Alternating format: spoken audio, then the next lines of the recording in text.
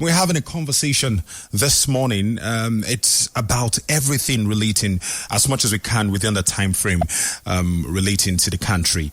Joining us now, even with his busy schedule, happens to be the special advisor to the President Bola Tinubu on media and public communication, and the person of Honorable Sunday Dare.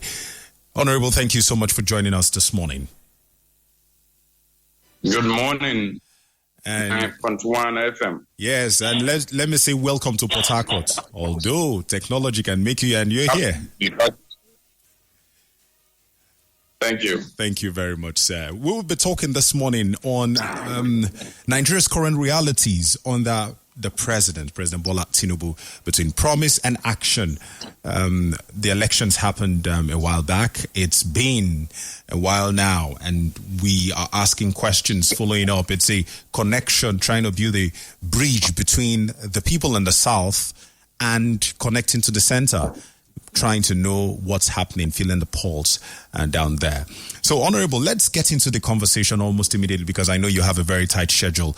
Speaking generally, how would you describe Nigeria's current state from where we were, some moments ago, where we are now? What would you say about the current state of Nigeria? I think my takeoff will be from the fact that the current administration, led by President Bola Tinubu, GCFR, did not inherit a perfect country. Neither did it inherit a perfect economy. Before he came on the scene, we had previous administration, the last being that of former President Muhammadu Buhari. Prior to that, we had President Goodluck Jonathan. Prior to that, we had late President Yaradua. So when it comes to governance, it's not a case of pressing the stop button and then starting. It's a question of whoever takes over inheriting the assets and liabilities of the previous administration and at the day of that country. So that's my takeoff point. Okay. The president that came in with progressive ideals met a country that was struggling with heavy subsidy payment, was struggling with a heavy debt burden, a country where the exchange rate was climbing up, the arbitrage was massive, and some people were cashing out while the economy was bleeding. The manufacturers could not afford to bring in the raw materials because of the cost of Forex. A country where unemployment was climbing, and a myriad of problems. Of course, governance is a continuum. And I was prepared for a time like this. He also came in with the ideas and things he needed to do. Okay. Now we're 19, almost 20 months down the road. And we know that this president not only seized the bull by the horns, but he took on some very difficult and bold decisions. The jury has been out on the verdict, but I think what we have now is that we're seeing the numbers. We're seeing emerging signs of an economic transformation and turnaround of activities and sectors in Nigeria. So let me just say simply, I know down the line we'll provide details. Yeah. To say this country is on a path of recovery and transformation. And changes, when they come, are not easy, but they are necessary and inevitable. So this country is in a regime of changes that are inevitable, that are needed. This country is in a phase of changing some of the fundamentals of our engagement. And that is where we are right now.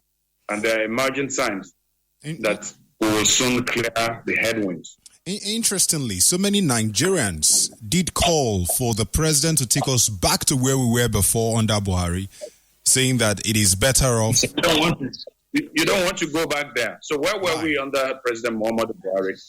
Where were we under President Muhammadu Buhari? We're at a point when at a point when we were still spending $7.5 billion to import or subsidize petroleum in this country. We were at a point where most Nigerians were struggling to eke out a living. We're at a point when we had a debt overhang. We're at a point when the human capital development was dropping instead of increasing. We're at a point in which our agriculture, that sector was dying, and farmers were driven off their farms by bandits, criminal bandits, kidnappers. Farmers had to pay money to bandits to allow them to go to the farm for specific hours. Honorable, are we not still experiencing it? We're at a point when the country was struggling with so many things that needed to be corrected. That's the point where we are. But Honorable, sir, and where are we now?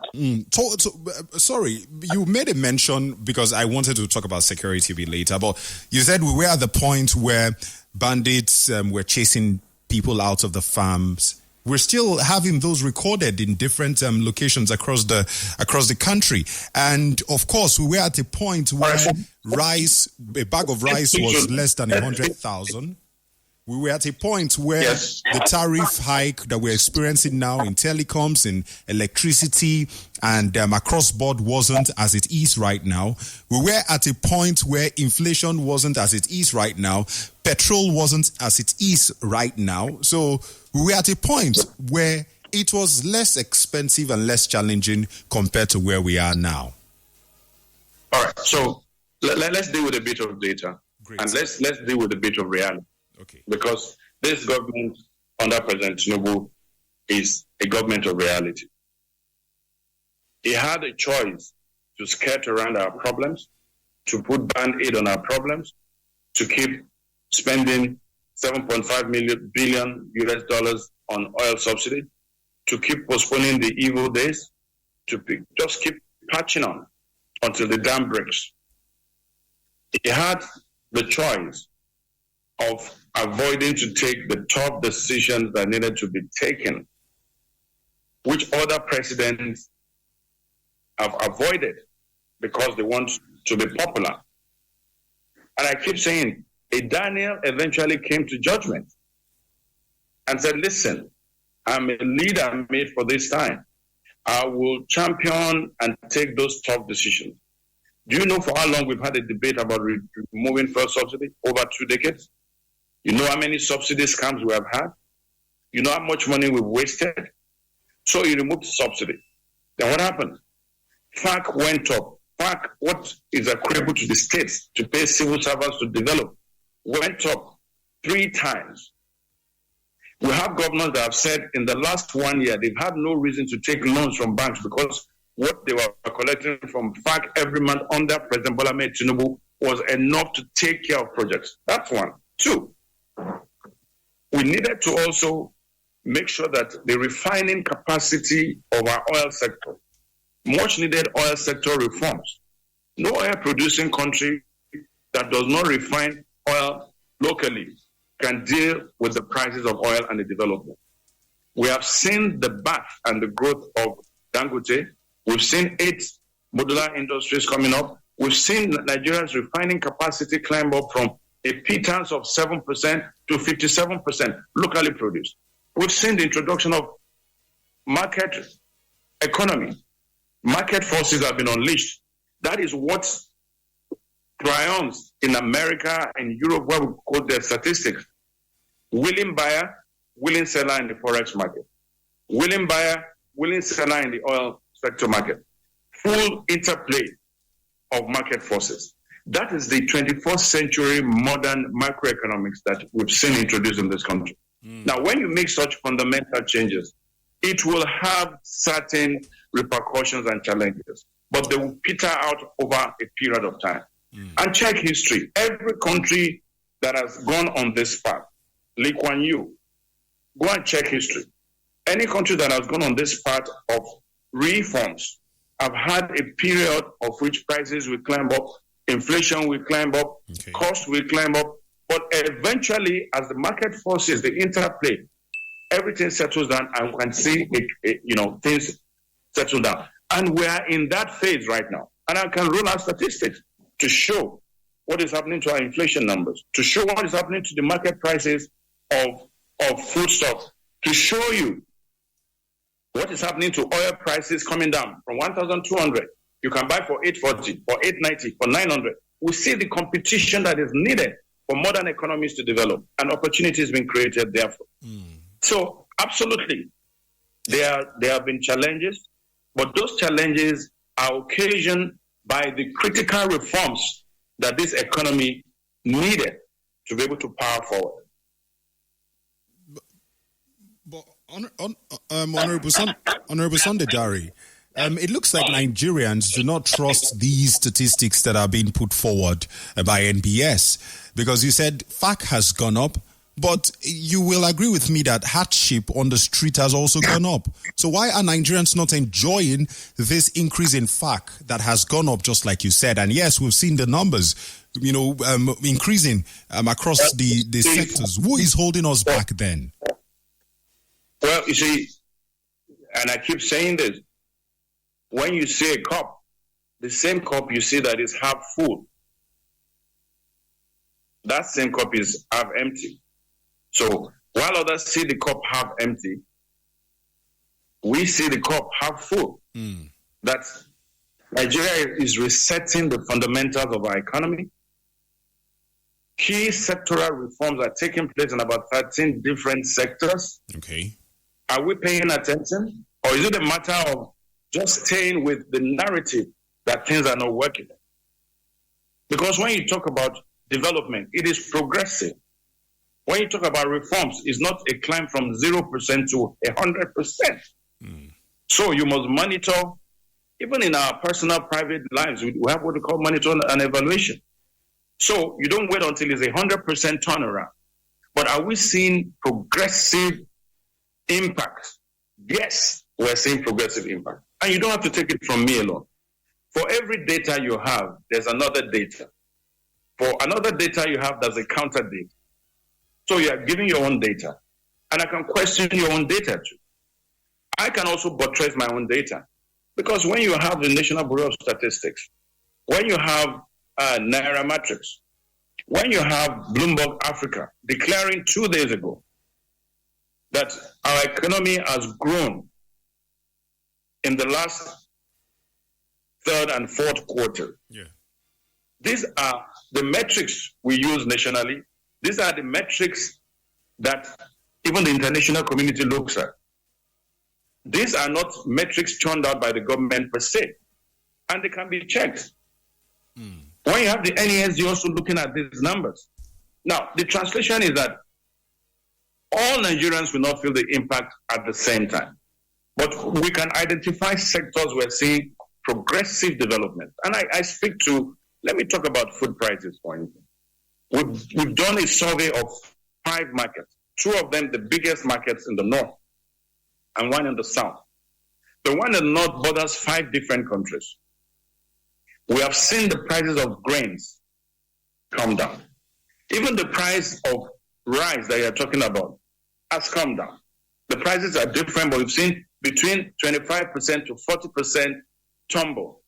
The price of a bag of beans from 180,000 has come down to 95,000. So, and this impactful, and then you try to link it. What has been responsible? Talk to the farmers. Beyond talking to me as a public communication person, advisor to the Mr. President.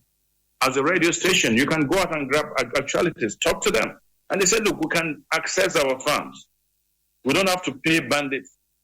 We're getting inputs. So when it comes to farm production, 3 things play. Because agriculture is about 28 to 32% of our economy. So it's critical. There's a fixation on oil. But the contribution of agriculture to our GDP is about 25 to 32%, and it's climbing. In the north alone, those involved in agriculture in the upward of 60-something%. So when it comes to agriculture, security is important. The inputs is important. And the kind of seedlings you use. You have a government that is focused on this. The security, And you must give credit to Nuhu Ribadu. He's done a terrific job working with all our forces to make sure that security returns. We have a telling story from the Biningwari era. That was the corridor of banditry and kidnapping in this country. 90% of the farmers were driven off their farms. These farmers are back with 90% productivity, buying cars and building houses and churning out bags and bags and bags of grain. This matters. That is the kind of silent revolution and transformation we're seeing, and we must recognize it. There is a choice. There was a choice before, Mr. President, either to continue with the Band-Aid, to pretend as if everything is okay, patch it up for 8 years and move on, or to drive the fork in the ground and say, I'm going to go the road less traveled. What are those tough decisions that previous presidents before me have refused to take? I am going to look at them. This is a president that applies himself to data. This is a president that has depth, a worldview, a combination of private experience and also public service. And he says, I am going to go this way, even though it's a road less traveled. There will be initial pains, there will be initial challenges, but we shall overcome. And we're at that point now that we can come out boldly and say, this data we're getting, the impact we're getting, might not be 100%, but we have seen progressive impact. And talking about progressive impact, can we talk quickly on issues relating to corruption? I would want to ask, one of the challenges we've faced in this country are challenges relating to corruption and people not doing what they are supposed to do with the funds made available. How is the government tackling corruption to ensure funds allocated for major projects are going to be used effectively, especially to create some level of transparency and accountability? Well, absolutely. You know, it's about institution, whether it's economic development, political development, fighting corruption. It's about institution. And the academics talk about institutional rationalization, where you see what you see in America, in Europe, in Canada, that we so much cherish, is because they've had a tradition of functional institutions. That is, these institutions function irrespective of who is president, because they have a statutory role by oath to play. So we have a country like Nigeria that has had a challenge of institutional rationalization. That is, institutions of state have not been able to perform at optimum. Now, under President Bola Tinubu, when we talk about corruption, we revert our minds to the EFCC and also the ICPC as the key institutions set up to fight corruption. But don't forget also, for every other ministries, there are processes, procurement processes, clearing processes. That is where the fight against corruption starts, not until a petition drops on the desk of the EFCC chairman. So the fight against corruption is a collective one. There's a role for government and its institution. There's a role for public servants and Nigerians who work in this institution. And for corruption to occur, it needs a number of Nigerians dealing with certain projects, signing certain files, involved with approvals and the rest. So the smear is all over. But let me say this. We have seen EFCC working diligently. Beyond government corruption, we've seen how the Yahoo boys, the internet fraudsters, including foreigners and Nigerians, how in the last 2 years, not to talk of 2 months ago, the number of them that have been arrested, they've been busted. That is key because people are losing their money. But let's also come to when we look at politicians, because when we think of corruption, we think of governors, we think of ministers, etc. Whoever thought that a former governor of Kogi State will still come to judgment? People thought he had gone. EFCC cannot reach him. Now we're seeing on our television, in our courts, and he's innocent until proven guilty. We're seeing that process going on. I can reel out a couple of others. The EFCC chairman has been on point to say, we will not relent.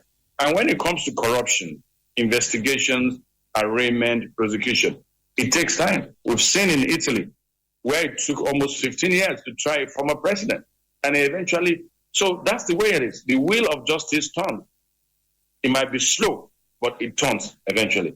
We've seen the ICPC also going after former governors, former PAMSECs, former contractors. We've seen what happened in Paris, where two former presidents offered to go to Paris to talk about the 6 billion naira power contract. You know, when Lance Obasanjo was in power, you can calculate that time and now that it is under President Bola Tinubu that case is still being pursued. So the fight for corruption is not a dash, it's a long distance run. And you have seen a president who is committed to making sure that these institutions are independent.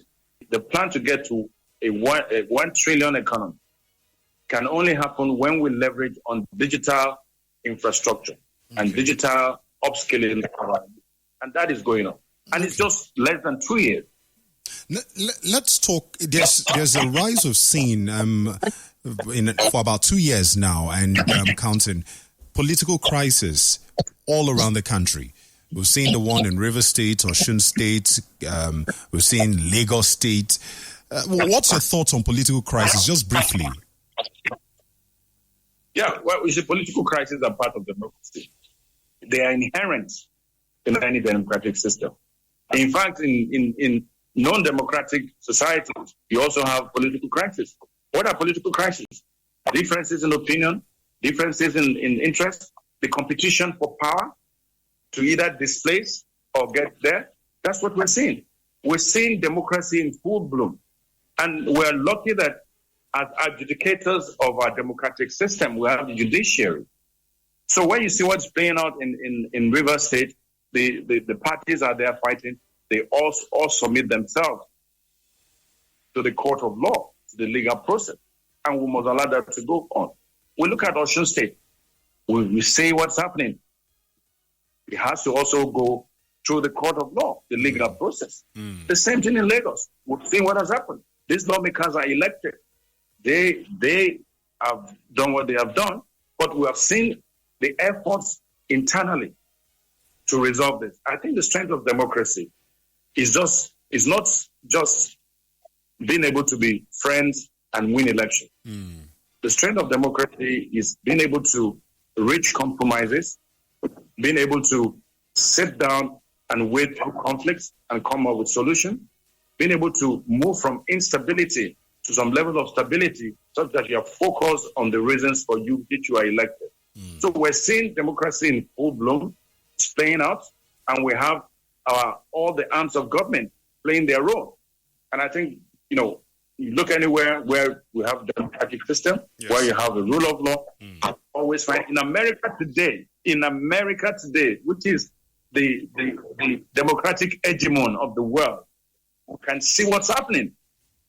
Just that alone is telling. America is being pulled apart, bolt by bolt. What do you say to that? Do you say democracy is dead? No. But looking at it, Honorable Sunday Dari, just in case you're joining, this is Classic FM. We have the honor to talk with the special advisor to the president on media and public communication, Honorable Sunday Dari. Honorable sir, I would want to pick it from where you just stopped as regards reconciliation and all of those. We saw Mr. President call the parties involved in the political crisis in River State, and they had a discussion. Well, it looks like no headway has come out of it. Well, the president is somebody that believes in the rule of law. He knows that ultimately all matters that become unresolvable must go to the courts.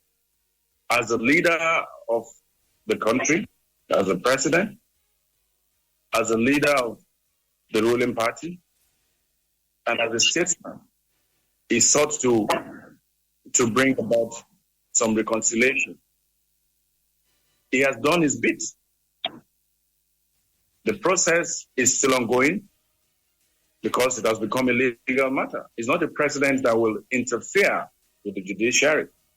If the parties have chosen to go to court, the president will allow the judiciary to play its role. Yeah. And I think that's very important.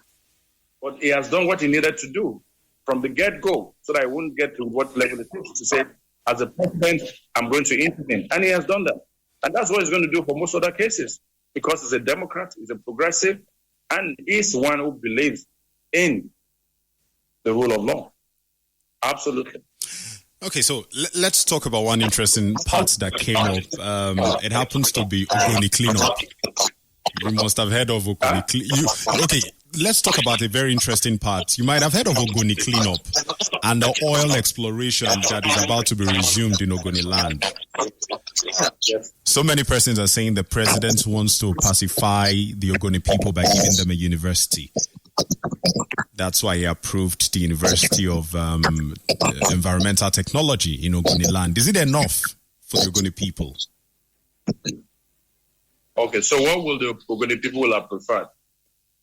The president not to give them a university, the president not to engage with their leaders, the president to completely ignore the Ogoni people. Don't forget, I was part of the Ogoni struggle as a journalist 3 decades ago. We were in the forefront of the Sarawiwa revolution. I reported in the creeks. My boat capsized twice. I understand that struggle. The Niger Delta struggle in its entirety has become a global struggle that is justified. The destruction of their land, of their waters, of their economy. You see the life they're living up to now. The wealth of our nation came from there. So you have seen a nation that has, on an incremental basis, tried to make sure that justice, tried to make sure that the economic emancipation of the people, which also includes education. So, like I said, you've seen President Yar'Adua come in and set up the amnesty program. Yes. Was he trying to go to them? He came in with that. And we've seen the success, the trainings of young people and the rest. We're seeing a President Tinubu who is saying, okay, what will I do for the Ogoni people and the Niger Delta people as a president? And there's a dire need for a university. We've seen the cleanup that has been on in the last 15 years. That cleanup is fundamental. It's going to transcend a lot of precedent. And he's saying, I'm going to apply myself to that cleanup. So you have a president who is developing every part of the country, trying to make sure that every part of the country gets touched. Can he solve all the problems? No. And then you look at the Development Commission. Did you ever think we're going to get to this point? A president in record time has set up 6 development commissions to bring direct regional development with heavy budget allocation. These are progressive, bold, and dynamic. That is the hallmark of a progressive leadership. And President Bola Tinubu represents that. And this country is lucky at this point to have a president like this who is willing to confront our challenges, to move resources in the right direction, but also to engage with every part of our country. He is a president for Nigeria. Do you think that someone like Nasir El-Rufai and some other persons who are his political opponents during the last elections, do you think they would agree with all that you've said about the president? And you see, also in the democracy, in every human society, even from the great city states, you have the diverse opinions, sometimes conflicting, sometimes agreeing. And the right I have to speak to these matters with conviction is the same right that Nasir El-Rufai has. You just have to support and buttress your own position. And so having opponents, having people who do not agree, is part of the process. But we're saying that we have evidence to back up what has been done. We're saying this is a journey of 4 years, and in fact, a journey of 8 years. But we're saying by law, we have 4 years. And say, don't judge us by just 20 months. The framers of our Constitution, who decided in their wisdom to give a first 4-year term to the president knows that at least you need a minimum of 4 years to plant the seed, to water it, and then you see some level of seed germinating. We have seen that happen all over the country in various 13 critical sectors, I tell you. And I don't have the time. I could walk you through those sectors and also give you elements of the impact that's been made. Is it the CNG? We have alternative, whatever. We've seen what they've done in India and other countries. India started CNG almost a decade ago. We are just starting about a year or 2 years. Nigeria is being placed as a major player in the 21st century economy, a credit economy, an alternative energy economy. Look, this country is going to be a global player. So and we have to make the right decision. Honorable, are you indirectly saying that the president would like to go for 8 years? No, I'm saying by law, a president can run 2 terms. Isn't it? Is that not what our law says? Interesting. He can run term and he can run for the second term. Okay? Is that not the law? So it's not a contravention of the law. Absolutely. What I'm saying is that our constitution have given every president 4 years. And that's important. 4 years. They will have given 2 years. We've seen other countries where after 2 years there's an election. You'll see what happened in the UK, the parliamentary system. But I'm saying he's been given 4 years now. He's been elected for 4 years. We cannot pass judgment on 20 months, less than 2 years, when you have 4 years to pass judgment. He has 4 years to work, to build a house. You can't come after 2 years and say the house does not have a window. Excuse me, he still has 2 more years to build that house. And that process is ongoing. So I'm telling you, because of the performance he has put in, this president will get a deserved second term by the electorate of this country when the time comes. Interesting. That's my point. And I know you have a meeting because you told me you have a meeting, but it's an interesting conversation. So I want to ask you, Honorable Sir, the biggest story going on right now happens to be IBB's book and everything relating to Abiola and the annulment of the June 12th election. It happens to be an emotional issue for Nigerians. I lost you for a few moments. Okay, can you hear me now, please? I hope this is the last question. Yes, this is the last question. So I'm saying that IBB's book is it's actually bringing so many persons to talk. Relating to the June 12th annulment, some persons are saying that Abiola should be recognized as president. I would want to ask you quickly, following the release of this book and the discussions it has reignited around recognizing him as president, what's your personal thoughts? What do you think the president might do as regards this? Well, I'm going to answer this question this way because I think there are more fundamental issues. Okay. I was not just a ringside player. I was in the ring. I was a journalist working with Tempo magazine and the News magazine and PM News.